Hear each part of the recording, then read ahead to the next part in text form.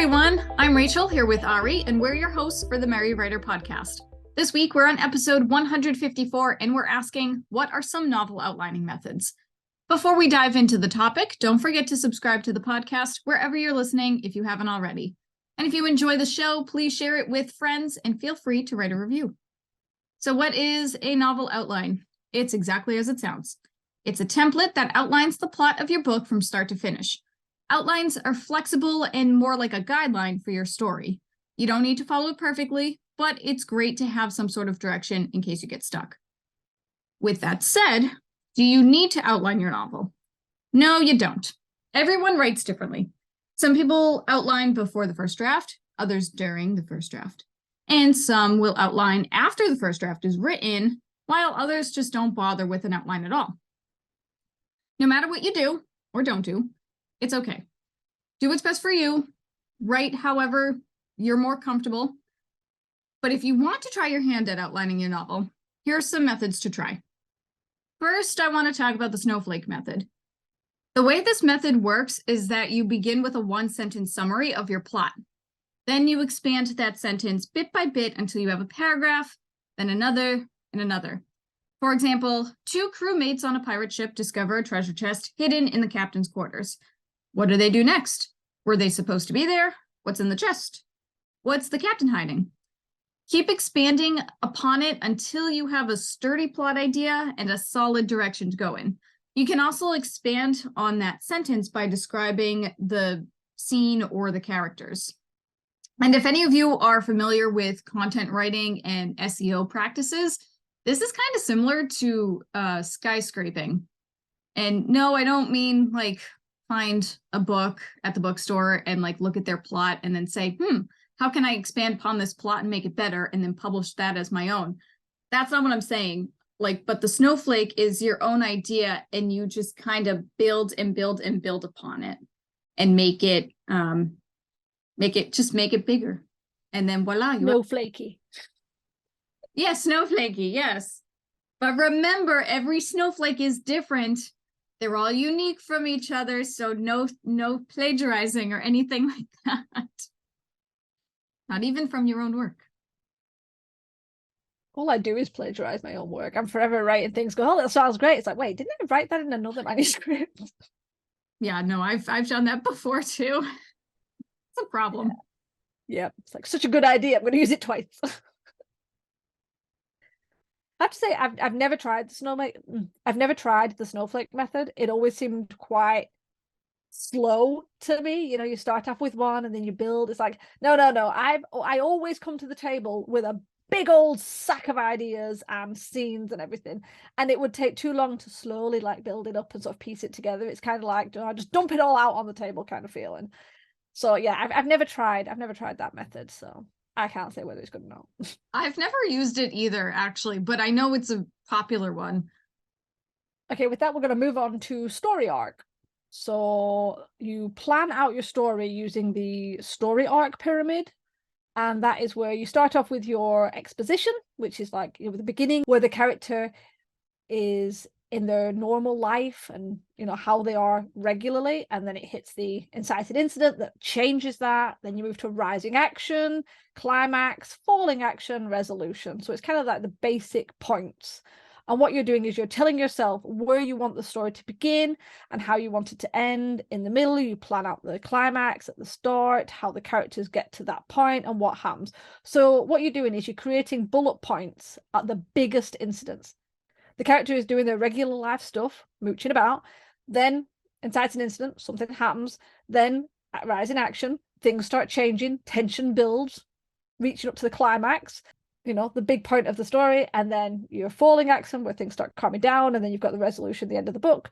So it's a very simple, these are the main points, and then within those you start to build up, right, okay, how do we get from inciting incident to climax? What is the rising action? Because obviously there'll be several things. It's not like one thing, two things. No, there'll be, are they going on a quest?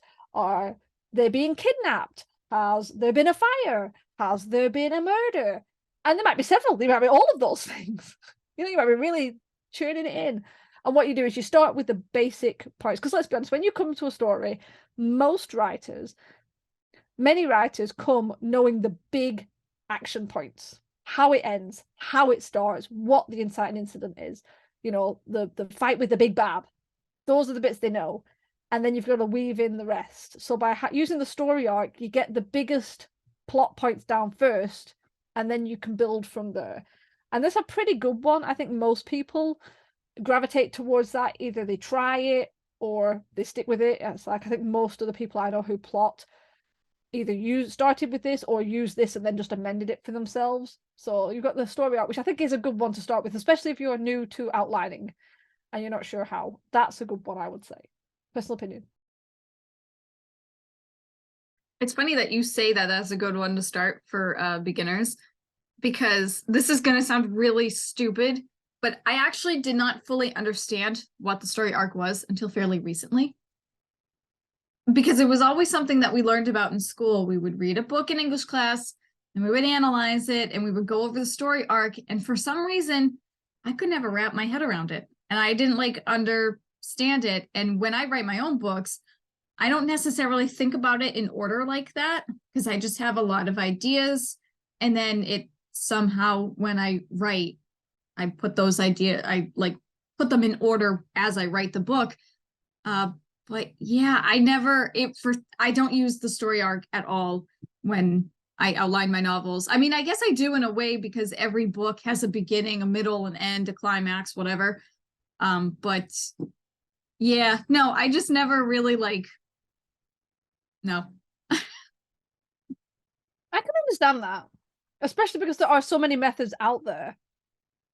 And it's quite interesting trying different things. And as you said, if you've got lots of little ideas all over the place, and maybe you haven't got, some of the bigger points ready in your head, then the story arc wouldn't work. Like I said, I kind of use it because I started with it when I started outlining. I was a pantser at the beginning. I like the 7-point outline method, which is very similar. It starts with the hook, which is the very beginning, and then it goes to, this is where I get it wrong, it's like plot point one, plot point one, pinch point one, midway, then it's, I want to say pinch point two, plot point two, resolution, something like that. Wait, is that 7? But what it is it's exactly the same as that. It just breaks it down. So your hook is the exposition and the inciting incident. No, it's not. The hook is your how it starts and moving into the inciting incident, which is like your plot point or your pinch point one, and then the rising action, and it literally spells out the rising action is your pinch point and your plot point that moves you towards the midsection, and then down towards the climax, and then to the resolution. So it's kind of based off of the story arc, and there's a few like that. Yeah, well, that's the other thing. I think there are so many different versions of the story arc. And I always called them story pyramids. So when I did try looking them up once, I typed in story pyramid, and I kept getting all these random weird things, because it's not called a pyramid, it's called an arc, and I will die on this hill, it's a pyramid. So yeah, I think that was the other thing, is that there are so many different versions of them that I never really knew which one to use and which one was quote unquote better than the other. But I do like that, because the 7.1, it just breaks it up into more steps. So I think in the long run, it would be easier to use, easier to outline. But it's also funny because that type of arc, it has the beginning, towards the middle, after the middle, and then the end. And for a lot of people, they don't really know necessarily what the climax is or what's going to happen in the middle, which brings me into my next outlining method, which is called the bookend method. And, basically this is just for those of you who have some ideas for your novel, but not everything. You don't need to outline it all. The bookend method is great for those who have an idea of how they want the story to begin and what the ultimate end goal is. For me, when I come up with novel ideas, I often have some sort of idea of how the novel will start, but I always know what I want the ending to be. And that's usually because I have sequel ideas in mind. So I know exactly how I want the book to end. That'll flow well into the next story. But in terms of the middle, I have no clue. Like I know the main plot point, but that may or may not be the climax. I really don't know what's going to happen in the middle until I get to it. And thus brings us to the sagging middle syndrome, which we talked about a couple of episodes ago. So that's a whole nother topic. But yeah, I think the bookend method is pretty interesting. And you can do the bookend method however you want. You can use the story arc, but only fill in the beginning and the middle and just leave the top of the pyramid alone. Or you can make bullet points, you can use sticky notes, you can do it however you want, just as long as you have a clear picture of what the beginning is going to look like and what the end is going to look like. I actually didn't know it was called the bookend method. I had heard of it, but I didn't know it actually had an official name. So that's quite cool. I didn't know that. I didn't know it either until I Googled it. Nice, nice. Okay, moving on, we'll talk about synopsis or mind mapping. These two are grouped together because they're more or less the same, but broken into baby steps. So first, the synopsis outline is a kind of a summary of the entire plot. You could be as detailed as you want without worrying about spoilers, since no one is going to see it. This is just for you. So the synopsis can be like a page or two, or however long it needs to be for you to explain the beginning, middle, and end to yourself. And this is quite good. This is even, I like this even if you're doing some other things. So if you're using the story arc and you've just got like bullet points and plot points, I kind of like starting that and then sort of like shoving them into a Word document and then building up until I've got like the synopsis explanation for every chapter or every scene individually. I think that's quite good. So that's where we talk about mind mapping, where you take it further to each chapter, also known as the flashlight method, which again, I didn't know. I'm learning so much today. So this is when you summarize what I actually knew the flashlight method because I didn't know. I used to use it. The thing is, you know some things, but it's like I didn't know they had terms, but I actually hadn't heard of that. But like I didn't know they had terms for it. So all these people are coming up with terms that we don't even know. That's the thing. I thought I had like created or invented something new, like a new outlining method. And then I was like doing research on something and I noticed that I'm like, oh, I didn't create that myself. That's an actual thing. Maybe you didn't. You just didn't name it quick enough. That's true. That is true. So yeah, the flashlight method, that is where you summarize what you want to happen in each chapter. So you take the kind of the overall story and you break it down chapter by chapter by chapter, which is actually really good, especially if you get stuck with sagging middle syndrome. Because if you plot it that way, you can look at each chapter piece and figure out, right, which is the weakest bit. Where is it that like the action has started to slow, the pacing is broken, and it kind of gives you a nice overview. And I have to say, I've known a few writers who they might do rough outlines and then they write, and then if they start struggling with their first draft, after they finish their first draft, if they're not 100% sure, I have known people to reverse write the synopsis. So they've already written the manuscript and then they use the mind mapping per chapter, and then they literally write their outline after they've written the manuscript. And what they do is they literally write what they've done and then they can see it once it's broken down, rather than looking at the whole pages and pages and pages of manuscript. They can just use this document and go, oh right, these chapters are rubbish, nothing happens here. So yeah, although we've talked about like outlines and how good it is to have an outline to start with, if you don't have an outline, if you're a plantser, you can actually write one afterwards, especially on your first or second draft, because you might be struggling with points and it's too big a manuscript for you to like kind of see the big picture. Whereas if you take the information and you write the chapters out as a synopsis, as a mind mapping way, that can work. So finally, we'll move to scene map, which is kind of what I like, and that is where you summarize each scene. So you're breaking down the chapters further, or in my case, I don't write chapters straight away. I start with scenes and then I thread them together and then I chop them into pieces and make them into chapters. So again, this is a great way to see your story in depth, and it makes it easier to move scenes around as needed, which is why I like doing it. I write scenes in Scrivener and then I shuffle them all around. Just love it. So yeah, okay, that's me. You know, it's funny talking about this. I'm realizing that I do multiple outlining methods at once, and I'm pretty sure I put more effort into my outline than I do the actual novel. I don't know if that's a good thing or not, but what I usually do is I typically do the scene maps, and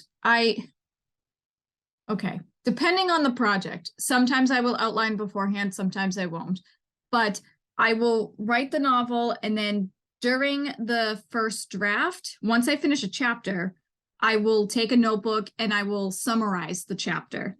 And then I will have sticky notes and I will break down the scenes. And I put the scenes on like the sticky notes on a poster board so I can like see it all at once so that I can easily move them around if need be. But then I also have each chapter summary so that way, because I write murder mysteries. So if they're interrogating somebody in the chapter summary, I can write down somebody's statement. But on the sticky note in the scene, I can say, oh, we got Seth's statement here. And I highlight it with the appropriate color and stuff. Everything's got to be color coded. Okay. That's just a given. But yeah, that's kind of how I do things. I prefer doing the scene maps so that you can see everything there, but I still have the chapter summaries. Apparently, yeah, I said I used to do the flashlight method. I guess I still do in a way, but it's not something I do beforehand. I do it as I write the first draft and as I edit the first draft. And again, if I have ideas beforehand, then I'll write those down before I start writing the first draft, which brings me into my final point, brainstorming or a brain dump, which you can argue that this technically isn't really an outlining method, but it helps, okay? Whether you're a planner or not, it's always a good idea to write down your ideas so you don't forget them, because we are going to forget them. It's inevitable. So a brainstorming session will allow you to plan out some of the characters or get an idea for some of the settings. You can write down any potential dialogue lines that come to mind and, you know, pretty much just anything pertaining to plot, characters, settings, what have you. And if you need to do any research, this info should also be added here. And you may or may not refer back to these notes as you write, but at least you'll have them just in case. I have to admit, just going through this, I'm the same. I realize I do multiple methods in the sense that I start with just brain dumping, and then which gives me the biggest points, then I put them on tabs, and then I lay them out, and then I get the 7-point, you know, I use my 7-point plan, which has come from the story arc, and I build that up, and then when I get that, I start to build up my my mind map by scenes, and then by the end I end up with like full chapters and scenes written out, usually about 18-19 pages worth. And that's so it's interesting because I think people have this idea, it's like, oh, you know, you outline with this method or that method or no method. And actually, I wonder how many other writers use multiple methods and kind of tie them all together and in pieces. Be interested to know. Yeah, it's true, because when I started writing, I would always try one specific method, and sometimes it would work and sometimes it wouldn't. So I'd be like, oh, I guess I got to switch up my method, switch up my thinking. So I would try something new. And yeah, now that we're talking about it, I'm like, oh, I still do a lot of those things, but I kind of smush them all together in like this like specific Rachel method. But it works. I mean, that's kind of the thing. I think in a lot of episodes, we mentioned that writing is trial and error. When it comes to actual writing, outlining, editing, you just got to try different ideas, different ways of doing things, and eventually you'll find something that works for you. So with that said, I mean, yeah, there are many different ways that you can outline a novel. We didn't go over all of them in this episode because there are many more. But, you know, just for the sake of keeping it short and sweet, we discussed the snowflake method, utilizing the story arc, the bookend method, and summarizing the book, chapters, or scenes. And you can also just have a brainstorming session or don't bother outlining at all and just see where your thoughts take you. So now we're going to turn it over to you guys and ask, do you outline your novels? And if so, which method or methods do you use? Let us know your answers in the comments so we can chat. And remember, we release a new episode every Wednesday. Next week, we're discussing what a Deus Ex Machina is. I don't even know what it is, so we'll all find out together. To ensure you don't miss it, don't forget to hit the subscribe button on your way out. As always, thank you guys for listening to the Merry Writer podcast, and we'll see you next week. This podcast is brought to you by Scraps of Paper. We have notes everywhere. The music titled Inspired is by Kevin MacLeod, licensed under Creative Commons 4.0.